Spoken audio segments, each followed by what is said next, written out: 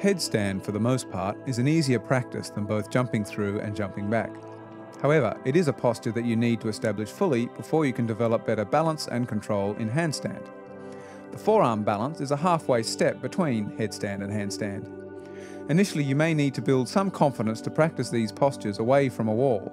The methods shown in this DVD should easily help you with this. Handstand should be considered an advanced practice, unless you have spent some time, and usually years, developing the strength and flexibility throughout your body. Accomplishing this posture is often both impossible and inappropriate, even if it is still fun. For all inversions, the areas you need to develop are as follows. 1. Upper body strength and upper body flexibility. 2. Core strength and core flexibility. And 3. Lower body strength and lower body flexibility. It should be obvious, therefore, that if you can increase and balance strength and flexibility in all areas, more and more postures will be accessible for you.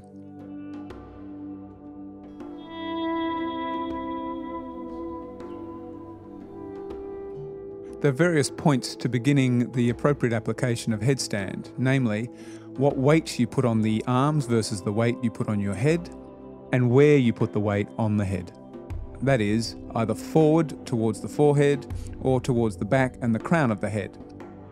As a general rule, for most beginners, the weight on the head should be a little bit forward, about halfway between the tip of the forehead and the crown of the head. For more advanced students, you should begin to practice at the high point of the head, just in front of the crown.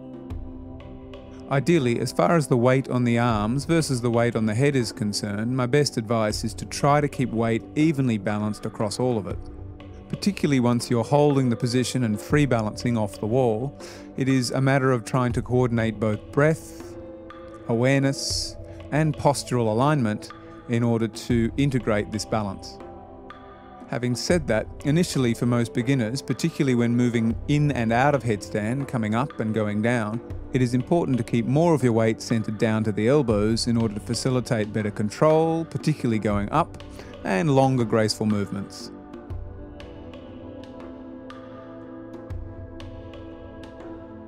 Wrap your hands around your forearms, interlock your fingers, and then place the bottom edge of your wrist on the floor. Place your head on the floor, straighten your legs and walk your toes a little bit towards your face. On the exhalation, bend your knees. Inhalation, lift your hips. Exhale, bend. Inhale, lift. Exhale, bend. Inhale, lift. Exhale, bend. Inhale, lift. Notice the movements of the shoulders. As a general rule, you want to bring the shoulders both towards your thighs and up your back. It is usually best to begin the practice of headstand on or near a wall. Put your head into position and straighten your legs. Lift the left leg up, bend the right leg, and inhale, swing, lift. When you come down, try not to fall, slow down as best you can, exhale and lower. You can repeat this exercise a few times, try to remember to change sides, come up with one leg and go down on the other side.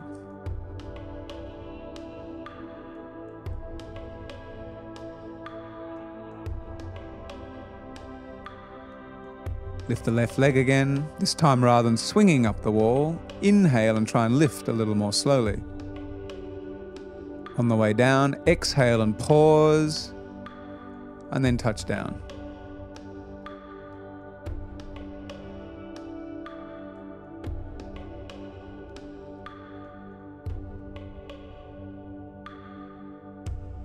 Inhale, slowly lift, pause and come up.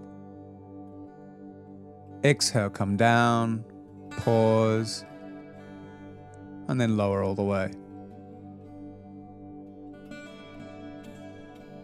One of the most important factors for developing all of your inversions is not simply being able to get up into the position slowly and effectively, but being able to come out of it both safely and slowly. This first exercise demonstrates how to use better abdominal control coming down. So rather than coming down with one leg at a time, slide both legs, bend your knees, and then bring the thighs little by little towards your chest. Firm the abdomen, particularly on the last movement. If you can come down slowly, you'll be able to come up more slowly.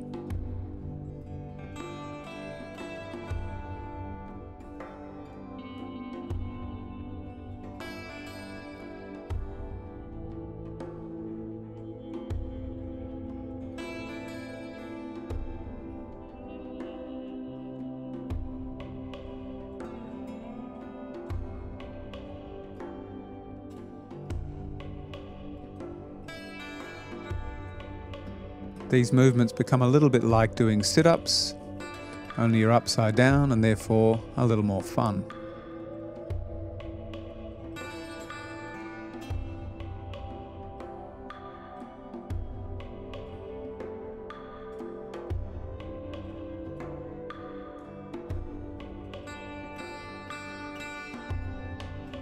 Come into the preparatory position once more. Lift up anyhow you can. And bring your feet onto the wall. On the exhalation, slide the heels down the wall a little. Inhalation and lift. Exhalation and slide the heels down. Inhalation and lift. As you go up and down, you have to increase the arch in the lower spine. Remember to keep your abdomen firm in order not to collapse the lower back fully.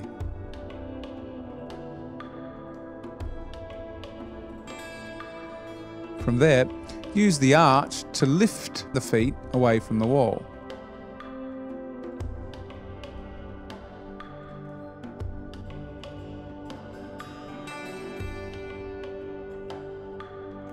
Come down slowly and with control.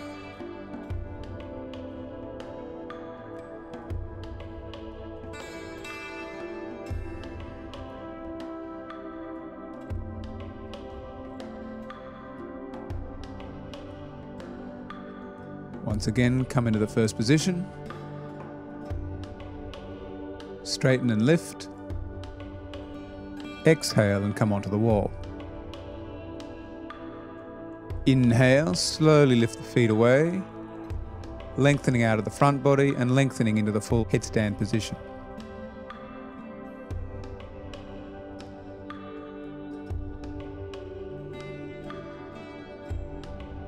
Hold. Breathe and keep lifting through the front body, lengthening from the crown of the head to the lower spine.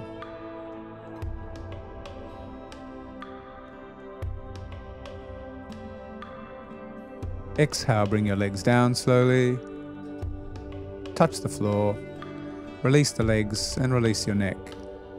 Lie in child's pose for a few breaths.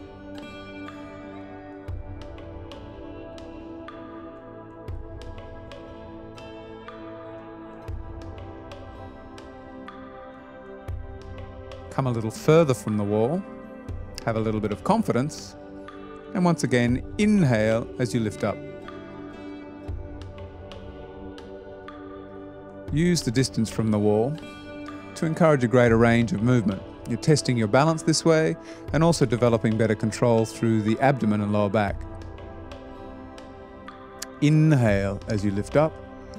Exhale as your toes touch towards the wall. Inhale. Exhale and come down. Inhale up. Exhale over. Inhale, lift off. Exhale and come down.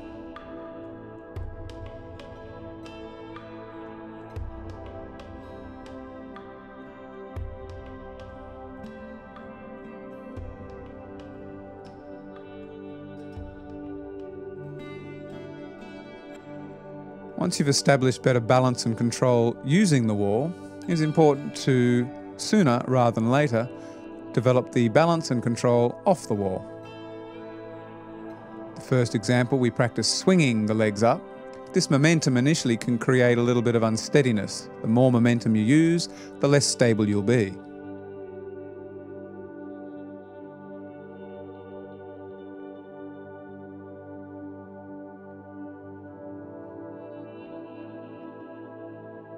As you get used to that, start to straighten the legs up, and rather than swinging the legs up, lift them slowly and your balance will improve. If you come up with one leg, try to remember to come down with the other side and then change sides.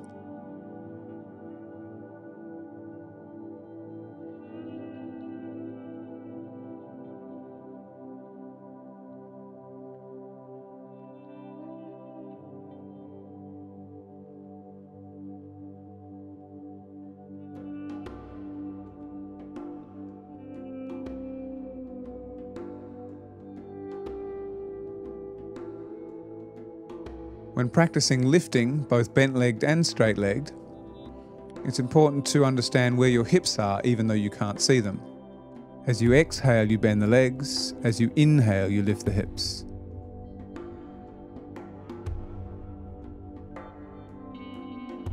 Start by straightening the legs and lengthening the lower spine, and then when you are ready, bend the knees, inhale and jump.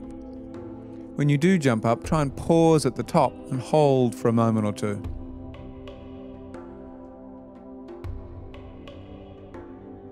Exhale, bend, inhale, jump, and then come up and down a moment, breathing fluidly. Don't touch the floor straight away. Notice the difference in the range of movements you feel. When the knees are together, you get greater abdominal control, but the hips are less fluid when they move. As you open the knees, the hips move more fluidly, but you may feel like you're about to flip over and lose your balance. So there are advantages and disadvantages to both. Knees together, greater control, less movement. Knees apart, greater movement, less control.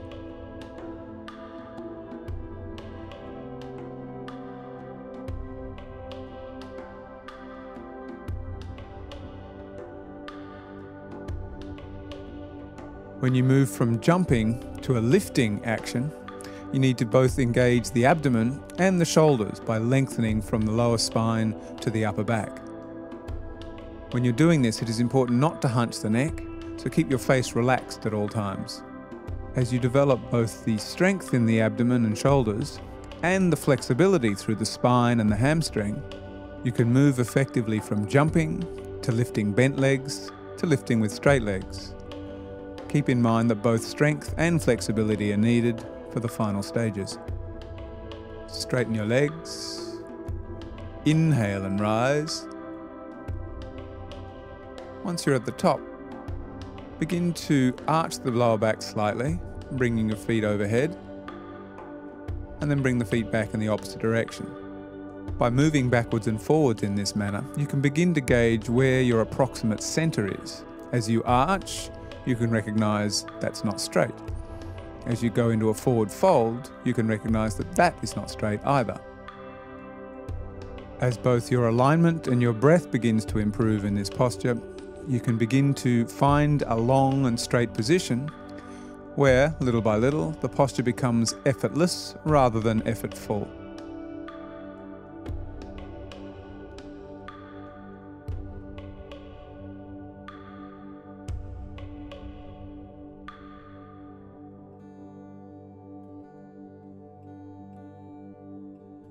For some students, using a towel as a prop either under the elbows, under the wrists or under your head is a useful way to maintain your balance. Either because of tight shoulders or because of proportions, particularly short arms or a particularly long spine, the towel in this way can be critical for maintaining balance. When the towel is under your elbows, it provides greater strength but can also tend to place more pressure on the shoulders and the back of the neck. When the towel is under the wrists, it tends to create more pressure on the elbows also, but a little less pressure on the shoulders and the back of the neck. You can experiment with these two and decide for yourself which one works best. Ideally, what is most comfortable is the one you should use more often.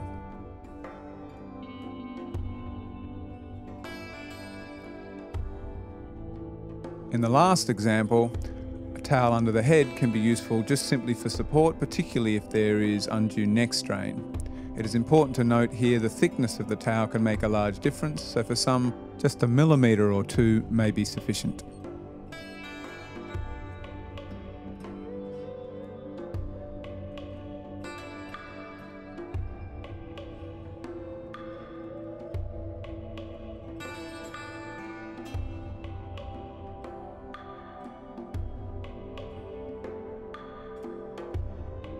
Come into the preparatory position, walk the feet in, inhale and slowly rise to headstand.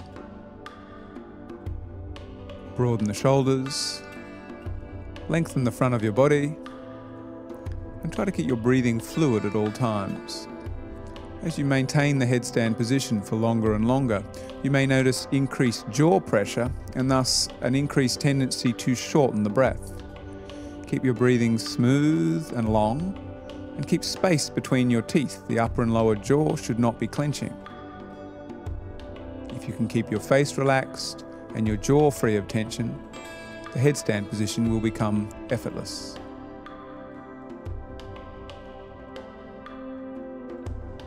Exhale and come down. Hold halfway. Again, breathing fluidly.